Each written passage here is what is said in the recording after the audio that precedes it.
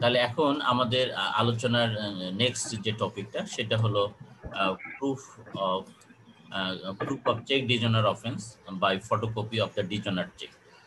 তাহলে কখনো কখনো এমন সিচুয়েশন তৈরি হয় যে ধরেন আসামি নালিশকারী বরাবর একটা চেক ইস্যু করেছে, এটা তিনি ইয়া করলেন, প্রেজেন্ট করলেন টু দ্য কোর্ট ফর ইনক্যাশমেন্ট, এটা ডিজনার হয়ে আসলো ফর ইনসাফিসিয়েন্সি অফ ফান্ড। তারপরে তিনি আইনের অন্যান্য বিধান মেনে লিগ্যাল নোটিশ দিলেন, লিগ্যাল নোটিশও আসলো, ফেরত আসলো। তারপরে তিনি মামলা করতে গেলেন, সব ডকুমেন্টস নিয়ে মামলা করতে গেলেন, মামলা করলেন। তিনি মূল কপিগুলো জমা দিলেন না, ফটোকপি জমা দিলেন। এখন এই কোর্ট থেকে আসার পথে কোনো কারণে তিনি এই তার ডকুমেন্টস গুলো, অর্থাৎ এই যে 5টা document, that is the dishonour cheque, dishonour slip, legal notice, postal receipt and acknowledgement due, অথবা রিটার্ন থাম, ডেট লেটার, অথবা ধরেন প্রত্যয়নপত্র বা অফ দ্য পোস্টমাস্টার, এই জিনিসগুলো সমস্ত মূলগুলো হারিয়ে ফেললেন তিনি। তাহলে এই অবস্থায় আপনি কিভাবে মামলাটা প্রমাণের করার সুযোগ নেবেন, সেই জিনিসটা হলো এখন তার আমাদের আলোচনার বিষয়। আপনি সমস্ত ডকুমেন্টস আপনার হাতে আছে, কিন্তু সবগুলো ফটোকপি, মূলগুলো আপনি হারিয়ে ফেলছেন, সামহাও হারিয়ে ফেলছেন। এরকম যদি সিচুয়েশন হয়, তাহলে আমরা কিভাবে মামলাটা প্রমাণ করার সুযোগ নেব, সেই বিষয়টা এখন আমাদের আলোচনার বিষয়। তো এগুলো যে ডকুমেন্টস, এই যে 5টা ডকুমেন্টসের আমরা নাম বললাম, 5টা ডকুমেন্টসের মধ্যে যে প্রথম যে ডকুমেন্টসটা, যে out of 5 documents, out of 5 documents, এই ডিজনার চেক, এটা হলো private document, private document, private document, okay, private document. তারপরে হলো আমাদের ডিজনার স্লিপ, এটাও আমাদের যদি বেসরকারি ব্যাংক হয় তাহলে এটা প্রাইভেট ডকুমেন্ট, প্রাইভেট ডকুমেন্ট, আর যদি এটা সরকারি ব্যাংক হয় তাহলে এটা পাবলিক ডকুমেন্ট, পাবলিক ডকুমেন্ট। আর আছে পোস্টাল রসিদ, পোস্টাল রিসিপ্ট বা পোস্টাল রসিদ, এটা হলো public document, public document. 4 acknowledgement hello due, hello এটা হলো হ্যাঁ ভাইয়া পাবলিক আসছেন? আপনি ডকুমেন্ট। কোথায়? মাইক্রোফোনটা অন করেন, অফ করেন ব্রাদার। আর ঠিক আছে, আপনি ওই যে কি বলে হলো আপনি ওই যে আমাদের এই যে কোর্টে ঢুকিয়ে legal একদম যে ইয়াটা আছে না, যে বটতলা, ওখানে যেখানে আইনজীবীরা বসে, একদম সোজা না? হ্যাঁ ভাই হ্যাঁ, মাইক্রোফোনটা অফ করেন, ভাই মাইক্রোফোনটা অফ করেন, মাইক্রোফোনটা legal, অফ করেন। ওকে। তাহলে এই যে 5টা ডকুমেন্টস আমরা দেখতে পাচ্ছি, তা 5টা ডকুমেন্টসের মধ্যে মেইন ডকুমেন্টস হলো আমাদের ডিজনার চেকটা, ইটস অ্যান প্রাইভেট ডকুমেন্ট। তাহলে এইটার প্রমাণের বিষয় কিভাবে আমরা প্রমাণ করব, কিভাবে প্রমাণ করব? তাহলে এখন আমাদের তাহলে দলিল কিভাবে প্রমাণ হয়, সেই জিনিসটা বুঝতে হবে। আর দলিল জিনিসটা কি সেটা তারও আগে বুঝতে হবে। তাহলে দলিল কি, যেটাকে আমরা ডকুমেন্টস বলি, এই ডকুমেন্টসটা হলো যে এভিডেন্স অ্যাক্টের সেকশন 3-তে সংজ্ঞায়িত করা হয়েছে যে হোয়াট ইজ ডকুমেন্ট। এই ডকুমেন্ট শব্দটাকে এভিডেন্স অ্যাক্টের 3-তে সংজ্ঞায়িত করা হয়েছে of Evidence Act, আবার section 29 of PC, sorry 58 section 316 of General Clauses Act 97, এই তিনটা আইনে এই ডকুমেন্ট শব্দটাকে সংজ্ঞায়িত করা হয়েছে। তো তিনটা আইনে যদি আমরা দেখি যে ডকুমেন্টটা কি জিনিস, ডকুমেন্টটা হলো ভবিষ্যতে ব্যবহার হবে অথবা ব্যবহার করা হয়েছে এমন লিখিত কোনো কিছু। তাহলে আমরা তো সকালবেলায় বাজার করতে যাই, একটা স্লিপ দেয়, মিসেস ধরায়, হাতে ধরায় দেয়, এটাও তো একটা রাইটিং, এটাও তো ডকুমেন্ট হওয়ার কথা। এটা ডকুমেন্ট হবে না। কেন ডকুমেন্ট হবে না? It has got no purpose to be used in the future, অথবা to be used as a memorandum of an incident, কোনো একটা ঘটনার স্মারক হিসাবে এটা ব্যবহার হওয়ার কোনো সুযোগ ইচ্ছায় করা হয়নি। তাহলে ডকুমেন্ট সেই ধরনের লিখিত কোনো কিছুকে আমরা ডকুমেন্ট বলবো যা ভবিষ্যতে ব্যবহার হওয়ার উদ্দেশ্যে করা হয়েছে, কোনো কিছুর স্মারক হিসেবে ব্যবহৃত হবে এই উদ্দেশ্যে করা হয়েছে, তাহলে প্রমাণ হিসেবে ব্যবহৃত হবে। 29 যেমন সুস্পষ্টভাবে এটা বলা হয়েছে যে প্রমাণ হিসেবে ব্যবহৃত হবে এমন লিখিত কোনো কিছু। ঠিক 3-16 যেটা বলা হয়েছে জেনারেল ক্লজেস অ্যাক্ট আর সেকশন 3 অফ এভিডেন্স অ্যাক্ট, এই দুইটার সঙ্গে এক ধরনের।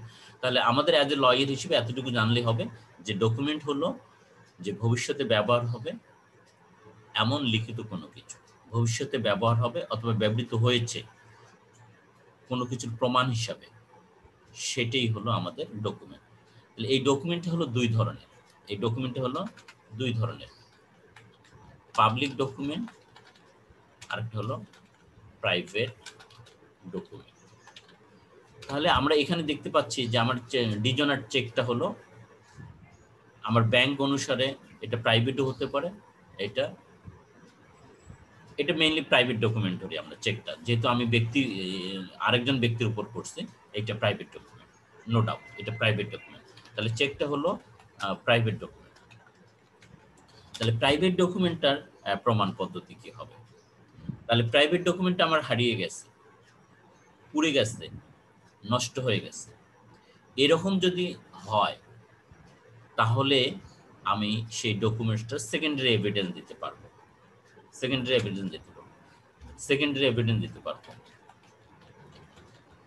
এটা আমি পাচ্ছি সাক্ষ্য আইনের সেকেন্ডারি এভিডেন্স দিতে পারবো আমি under section 65 of evidence act, এখানে পারবো। তাহলে আমার চেকটা যেহেতু আমার প্রাইভেট ডকুমেন্ট, এটা হারিয়ে গেছে, নষ্ট হয়ে গেছে বা পুড়িয়ে গেছে, এইটা আমার কাছে একটা ফটোকপি আছে। তাহলে সেকশন 63 অনুযায়ী, অনেক কথা বলতে হয় বুঝছেন, সেকশন 63 অনুযায়ী এই ফটোকপি 63 অফ এভিডেন্স অ্যাক্ট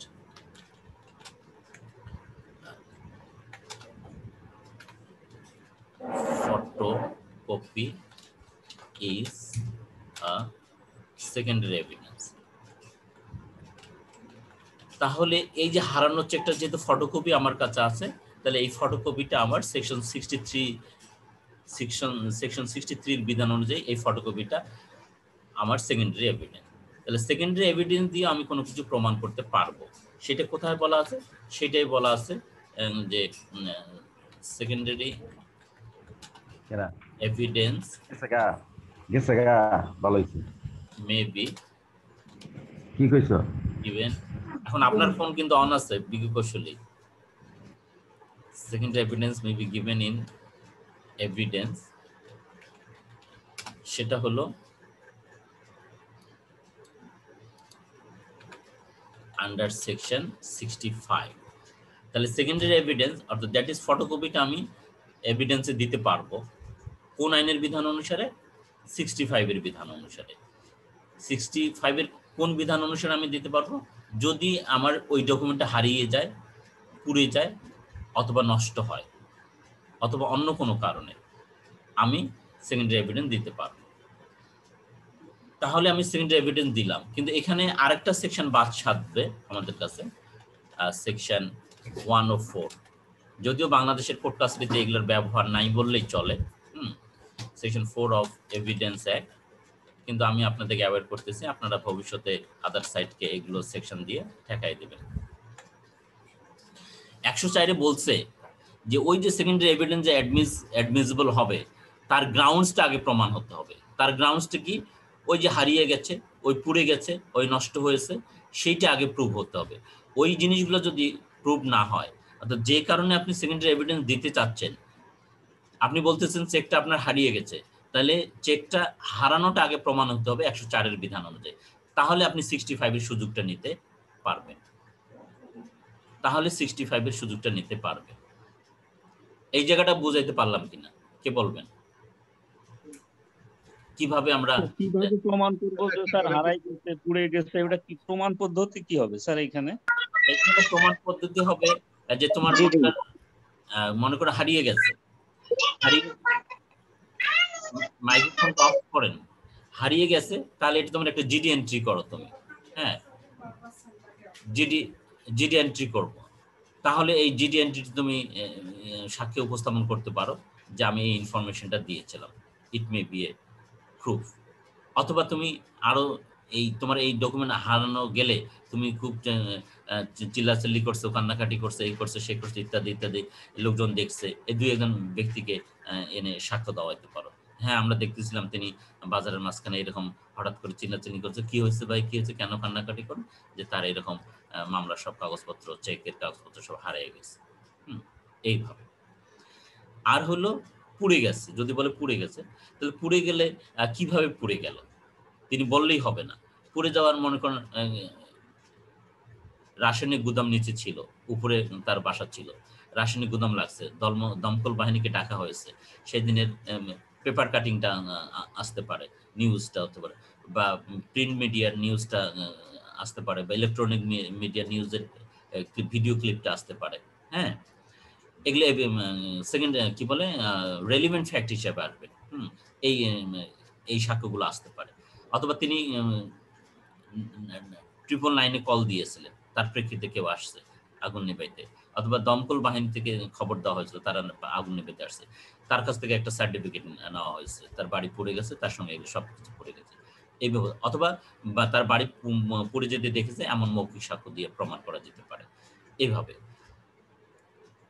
এই ফ্যাক্টসটা আগে প্রমাণ হতে হবে 104 অনুযায়ী। যদি হয় তাহলে ওই পুড়ে যাওয়া, ওই নষ্ট হওয়া বিষয় তিনি সেকশন 65 সুবিধাটা নিতে পারবেন। এইভাবে তাকে আসলে হারিয়ে যাওয়াটা, পুড়ে যাওয়াটা প্রমাণ করতে হবে। স্যার তাহলে এদেরকে যে আগে সাক্ষী দিয়ে তারপরে স্যার ওদের ওই পরবর্তীতে স্যার চেক সংক্রান্ত সাক্ষ্য দিয়ে যেতে হবে না স্যার? আর চেক, হ্যাঁ, এখন তারপরে আসে এটাতে বলে আমাদের হলো চেক হারানো পালানো বিষয়। হ্যাঁ, যে চেক হারিয়ে গেছে, নষ্ট হয়ে গেছে। যেমন এই আমার বই আছে তোমাদের কাছে, সকলের কাছে, দেখো তো 204 পৃষ্ঠা দেখো, এইখানে একটা রেফারেন্স আছে। হ্যাঁ, এই হারানো চেকের প্রেক্ষিতে এইখানে ওই যে 561 এ ধারা একটা ক্রিমিনাল মিস মোকদ্দমা হয়েছিল, সেখানে নাম্বার হলো 53,438 অবলিক 2017 রেজানুল হক জিয়া বনাম রাষ্ট্র এবং অন্য একজন মামলায় এরকম হয়েছিল যে এই চেক নিয়ে পক্ষদের মধ্যে গন্ডগোল হয়েছিল। তো এই সালিশ বসছিল, সেই সালিশ মামলায় অভিযোগকারী ওই ফটোকপিগুলো নিয়ে গেছিল, কি বলে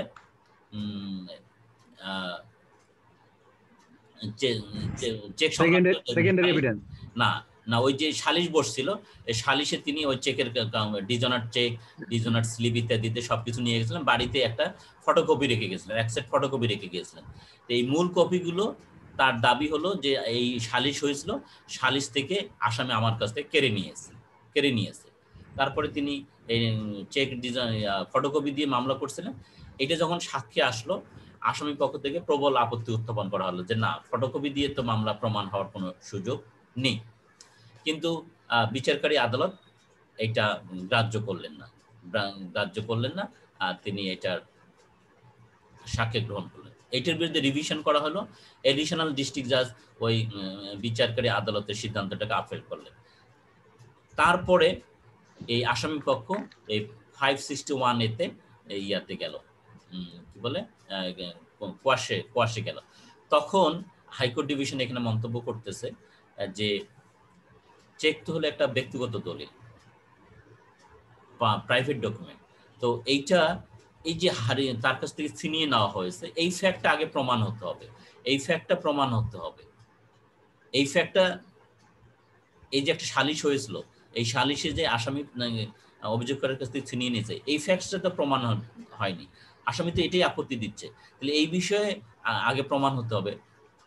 যদি তিনি প্রমাণ করতে পারেন তাহলে এটা সেকেন্ডারি এভিডেন্সে তিনি দিতে পারবেন 65 এর বিধান অনুসারে এবং তার দাবিটা প্রমাণ করতে পারবেন। কিন্তু লোয়ার কোর্টস এই মানে দুইটা আদালতে কেউই তার এই বিষয়টা বিবেচনা না নিয়ে শুধুমাত্র ফটোকপিকে উইদাউট ফর্মাল প্রুফ, একটা শব্দ ইউজ করছে তারা, উইদাউট ফর্মাল প্রুফ গ্রহণ করে তারা ভুল করছে। এখন এই যে ফটোকপি আদালত নিল, আসামির কোনো কথাই গ্রাহ্য করলো না। আসামি কি বলছিল যে না, এই ফটোকপি দিয়ে আমার বিরুদ্ধে অপরাধ প্রমাণিত হবে না, ওনার মূল ডকুমেন্টস কোথায়, উনি মূল ডকুমেন্টস ছাড়া ফটো সেকেন্ডারি এভিডেন্স দিতে পারবে না। এত ডিটেলস তারা বলতে পারে নাই। এখানে তাদের বলা লাগতো আসামি পক্ষ যে সাক্ষ্য আইনে তোমরা লিখে রাখো 64 ধারার বিধান হলো, এগুলো ডিটেলস অবশ্য আমরা পড়বো আমাদের এই যে ইয়াতে কি বলে ট্রায়াল টেকনিকে, ট্রায়াল টেকনিকে পড়বো যে একটা ডকুমেন্ট অবশ্যই প্রাইমারি এভিডেন্স দিয়ে প্রমাণিত হবে। আর প্রাইমারি এভিডেন্স কোনটা? Document itself. ডকুমেন্ট ইটসেলফ কোনটা? চেকটা। যদি ডকুমেন্ট ইটসেলফ না থাকে তাহলে তিনি সেকেন্ডারি এভিডেন্স দিতে পারবেন। কখন সেকেন্ডারি এভিডেন্স দিতে পারবেন? 65 এর যে 9টা সিচুয়েশন বলা আছে নাকি 7টা সিচুয়েশন বলা আছে, ওই সিচুয়েশন গুলোতে অনুযায়ী তিনি 7টা সিচুয়েশন অনুযায়ী দিতে পারবেন। তো সেই সিচুয়েশন গুলো প্রমাণ না হতেই তিনি সরাসরি নিয়েছেন, এটা সঠিক হয়নি এইখানে বলছে। এবং এখানে আরেকটা সিদ্ধান্ত দেওয়া আছে, আমার বই আছে, ইমানুল গ্রেস বনাম এন্টিনিও গ্রেস, এটা হলো 6 DLR পৃষ্ঠা 598, 6 DLR 598, ইমানুল গ্রেস বনাম এন্টিনিও গ্রেস, এইটা একটা কেস রেফারেন্স আছে। আর একটা কেস রেফারেন্স আছে, যারা লিখবেন তারা লেখেন হোসেন আলী বনাম আজিমুদ্দিন, হোসেন আলী বনাম আজিমুদ্দিন 14 DLR 392 পৃষ্ঠা। এইখানেও ঠিক একই কথা বলা হয়েছে যে আগে যেহেতু এটা প্রাইভেট ডকুমেন্ট, এটা ফর্মালি প্রুভ হতে হবে। যদি আসামি অস্বীকার করে যে না এর হাতের লেখাগুলো আমার না, আমি এই ধরনের সম্পাদন করি নাই, এটা আমার না, তাহলে এই যে সম্পাদনটাও প্রমাণিত হতে হবে। আর যদি সম্পাদন অস্বীকার না করে আসামি যে না আমি চেক দিয়েছিলাম, কিন্তু দিয়েছি বটে কিন্তু এখন মূল ছাড়া তিনি আমার বিরুদ্ধে মামলা করতে পারবেন না, তাহলে তখন তাকে এই সেকেন্ডারি এভিডেন্স দিয়ে প্রমাণের সুযোগ তিনি নিতে পারবেন। আর সেকেন্ডারি এভিডেন্স কি? এই ফটোকপিটা। তাহলে ফটোকপি দিতে গেলে তাকে আগে বলতে হবে যেটা আসামি আমার কাছ থেকে ছিনিয়ে নিয়েছে একটা ব্যর্থ বৈঠকে। তাহলে ছিনিয়ে নিলে এই সালিশের ব্যাপারটা তার কাছ থেকে ছিনিয়ে নেওয়ার ব্যাপারটা আগে প্রমাণ করতে হবে 104 ধারার বিধান অনুযায়ী। এই ইমানুল গ্রেস বনাম এন্টিনিও গ্রেস এই 6 DLR এইখানে কিন্তু 104 ধারার কথাটা বলা হয়েছে, অথবা এই যে মজিদ হোসেন আলী বনাম আজিমুদ্দিন 14 DLR 392 এখানেও 104 ধারার বিধানটা বলা হয়েছে যে যে কারণে তিনি সেকেন্ডারি এভিডেন্সটা দিতে চান, অর্থাৎ এই চেকের ফটোকপিটা দিতে চান, যে এই চেকের ফটোকপি কেন তিনি দিতে চাচ্ছেন সাক্ষ্যে, যে তার কাছ থেকে ছিনিয়ে নিয়েছে আসামি। তাহলে এই ছিনিয়ে নেওয়ার বিষয়টা আগে প্রমাণ হতে হবে, তাহলে তিনি সেকেন্ডারি এভিডেন্স দিতে পারবেন 65 এর বিধান অনুযায়ী। তো যেহেতু ছিনিয়ে নেওয়ার বিষয়টা প্রমাণিত হয়নি, অতএব তিনি সেকেন্ডারি এভিডেন্স দিতে পারবেন না। তাহলে যদি আমাদের হাত থেকে চেক সংক্রান্ত মোকদ্দমার সমস্ত মূল কাগজপত্র হারিয়েও যায়, তাহলে হতাশ হওয়ার কিছু নাই, আমরা এই মামলাটা প্রমাণ করতে পারবো। তবে এই যে হারিয়ে যাওয়া, পুড়িয়ে যাওয়া, নষ্ট হওয়া, এই বিষয়গুলো আগে যথাযথ পদক্ষেপ নিতে হবে, আমাদের জিডি করতে হবে, অথবা মৌখিক সাক্ষ্য দিতে হবে এগুলি বিষয়ে ট্রায়ালে, তাহলে আমার হারিয়ে যাওয়া বিষয়টা প্রমাণিত হবে। তারপরে যদি আমি সেকেন্ডারি এভিডেন্স দেই, ফটোকপি দেই, তাহলে সেটা সাক্ষ্যে গ্রহণীয় হবে এবং এর ভিত্তিতে আসামি দোষী সাব্যস্ত এবং দণ্ডিত হতে পারে। তাহলে এইভাবে আমাদের এই চেক ডিজনাল মোকদ্দমায় যদি মূল কাগজপত্র হারিয়ে যায়, তাহলে আমরা সেকেন্ডারি এভিডেন্সের মাধ্যমে প্রমাণ করতে পারব। এখন এখানে আমি আপনাদের প্রশ্ন আহ্বান করতেছি, কারো যদি